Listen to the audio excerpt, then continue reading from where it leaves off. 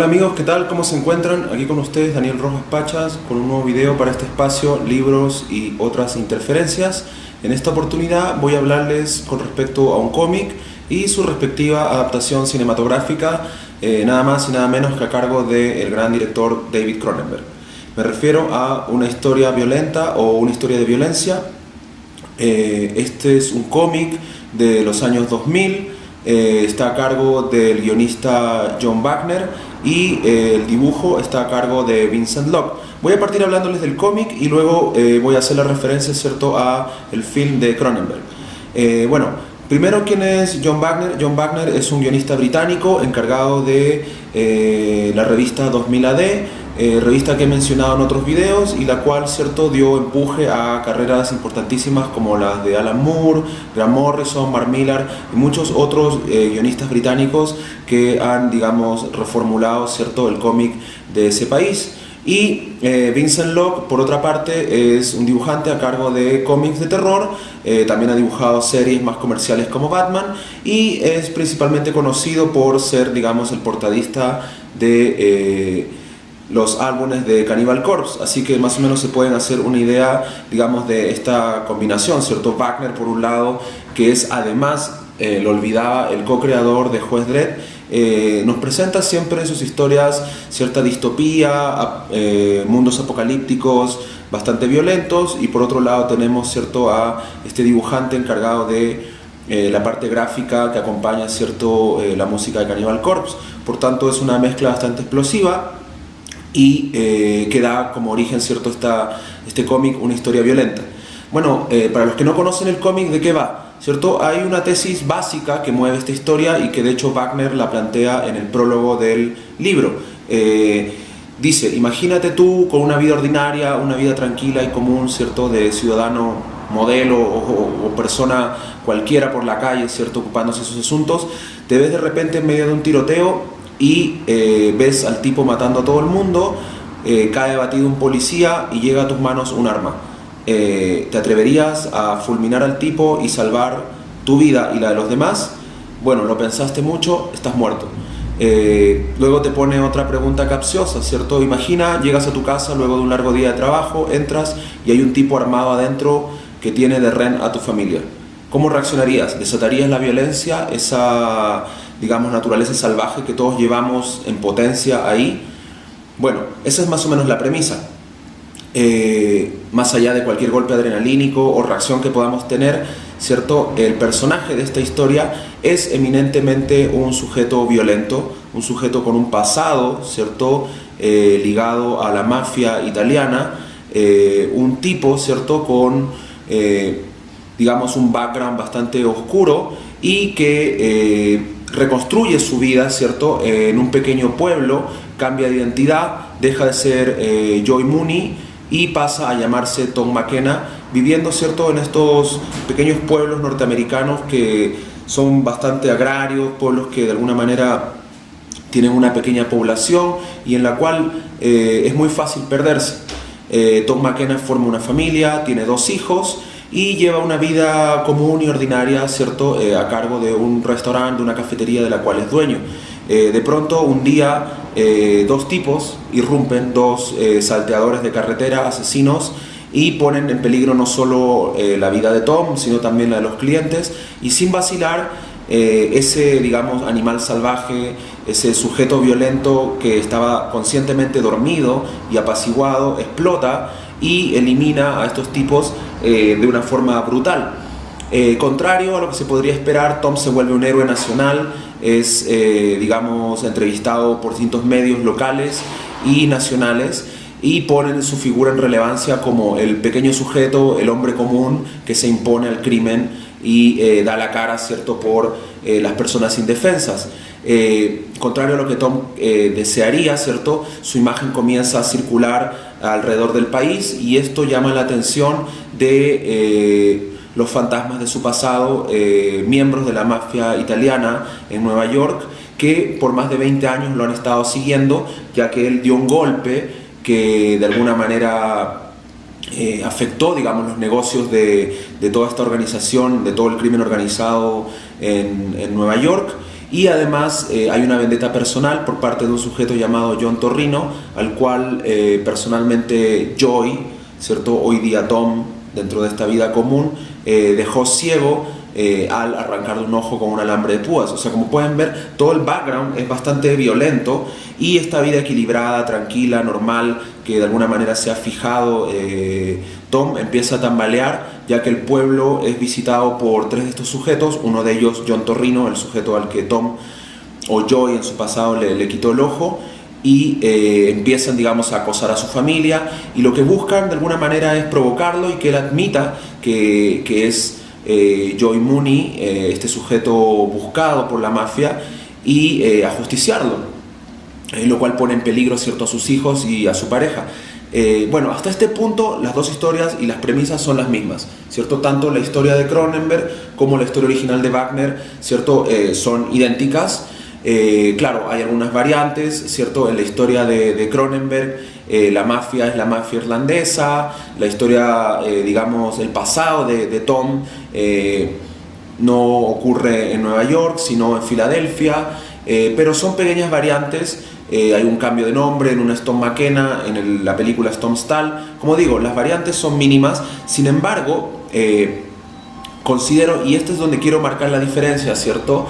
En la historia original de Wagner, el personaje de Tom no tiene necesariamente una naturaleza salvaje y brutal como el personaje que Cronenberg hiperboliza. Me explico. Generalmente Tom en el cómic se nos presenta como un tipo que ha tomado malas decisiones de juventud, que se vio rodeado por las personas equivocadas y más bien se dejó llevar, digamos, por la violencia, la sed de venganza y la ambición de su amigo Richie, el cual, queriendo vengar a su hermano, planea un golpe contra la mafia italiana, y esto desencadena todos estos eventos trágicos, ¿cierto?, que llevan posteriormente a Tom, a Joy, ¿cierto?, desaparecer y adoptar esta personalidad y esta identidad en un pueblo perdido en Norteamérica. Además, muchas de las motivaciones de Joy y sus vacilaciones constantes con respecto a dar el golpe a la mafia italiana siempre, digamos, de alguna manera nos suavizan al personaje. Él, uno de sus impulsos también es conseguir dinero para ayudar a su abuela, que es la única persona que tiene, ya que sus padres han fallecido, a que se opere del corazón. Entonces siempre vemos en el cómic una especie de elemento que nos suaviza la situación. Otro momento que el cómic tiene, que lo diferencia mucho de la adaptación de Cronenberg, es la relación con los hijos. Los hijos tienen un papel muy secundario, y más bien es la esposa que de alguna manera es la que se ve con más vehemencia, ¿cierto?, arrojada a la violencia, al mundo de Joy, y es ella la que de alguna manera también, digamos, en defensa de su marido, lastima o hiere a uno de estos criminales. También la forma en que ella acepta este pasado de violencia me parece en el cómic un poco tirado a los pelos, ¿cierto?, no tan verosímil. Y bueno, además la historia del cómic tiene un segundo acto, una parte dentro del arco argumental en la cual se desarrolla con mucho detalle el pasado, ¿cierto?, de juventud dentro de la mafia italiana, las relaciones de barrio de Joy con Richie, con su hermano Steven. Los vemos jugar al béisbol, vemos cómo los mafiosos extorsionan a los pequeños negocios. Entonces hay unos elementos que recuerdan mucho las historias de Mario Puzo, o adaptaciones, ¿cierto? Bueno, no adaptaciones, sino films sobre la mafia, como Los Buenos Muchachos de ¿cómo se llama? De Martin Scorsese, o también Los Sopranos, ¿cierto? Estos especies de flashbacks que Cronenberg elude totalmente. Bueno, eso por un lado el cómic. El cómic, sin embargo, está muy bien dibujado, está muy bien narrado, es una gran historia, y obviamente es el material base, ¿cierto?, la materia prima con la cual trabaja Cronenberg. Ahora vamos a lo de Cronenberg. ¿Qué pasa con la versión de una historia violenta de Cronenberg? Nosotros, si conocemos la carrera de Cronenberg, sabemos que es un director ligado al cine B, al género de terror, y que trabajó por un largo tiempo cintas como Scanners, Videodrome, la adaptación de El almuerzo desnudo o Naked Lunch de William Burroughs, Existence, y todas estas historias de algún modo son terror corporal, terror escatológico, terror en el cual vemos la degradación de la carne, como en La Mosca, ¿cierto? Esta metamorfosis que sufre un sujeto en su cuerpo, pero que a la vez va de la mano con toda una alteración psicológica y una violencia innata que se encuentra en el ser humano como especie. Luego este material Cronenberg lo ha ido derivando más hacia el thriller psicológico, y por ejemplo en Promesas del Este o en Crash o en esta adaptación, más bien la metamorfosis ya no es algo tan visceral o ligado, ¿cierto?, a la mutilación, al desmembramiento o a la alteración de los órganos de un sujeto, sino más bien son máscaras, son formas con las cuales recubrimos nuestra identidad, con las cuales ocultamos nuestros placeres y nuestros deseos. Y por ejemplo, en el caso de Promesas del Este, lo vemos también en una historia de la mafia rusa, cómo este sujeto de alguna manera termina completamente tatuado, mostrando cómo ha abrazado esa violencia, ¿cierto?, esa naturaleza salvaje.